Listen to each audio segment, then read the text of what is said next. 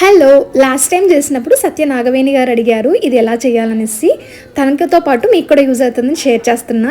Vegetables అంతగా ఇష్టపడిన వాళ్ళు ఇలా ట్రై చేసి చూడండి, మీకు కూడా నచ్చుతుంది. దీనికోసం నేను క్యారెట్, బీన్స్, క్యాప్సికమ్ని చిన్న సైజులో ఇలా కట్ చేసుకొని స్టీమ్ చేసుకుంటున్నా. స్టీమ్ చేసుకుంటానే ఈ పల్యాకి చాలా బాగుంటుంది. సో మంచిగా స్టీమ్ అయిన తర్వాత దీంట్లోకి వేసే పొడి చూపిస్తాను. దీనికోసం ఫస్ట్ అయితే ఒక 2 స్పూన్స్ కొబ్బరి, 2 స్పూన్స్ పప్పులు. ఈ క్వాంటిటీ అనేది అరౌండ్ 350 గ్రామ్స్ ఆఫ్ వెజిటేబుల్స్ అనమాట. కొంచెం వెజిటేబుల్స్ ఎక్కువ వేస్తున్నారంటే ఎక్కువ పప్పులు, ఎక్కువ కొబ్బరి వేసుకోండి. ఇందులోకి తగినంత కారం, కొంచెం ధనియాల పొడి, ఉప్పు, కొన్ని వెల్లుల్లి వేసుకొని ఫైన్ గా గ్రైండ్ చేసుకోవాలి. ఒక బాండీలో తిరుగుబాతు వేసుకొని ఇందులోకి శనగబాలు, కరివేపాకు, ఆనియన్స్ వేసి బాగా ఫ్రై అయిన తర్వాత మనం ఆల్రెడీ కుక్ అయిన వెజిటేబుల్స్ కూడా వేసుకొని మంచిగా మగ్గించాలన్నమాట. ఒక 5 మినిట్స్ అంతే.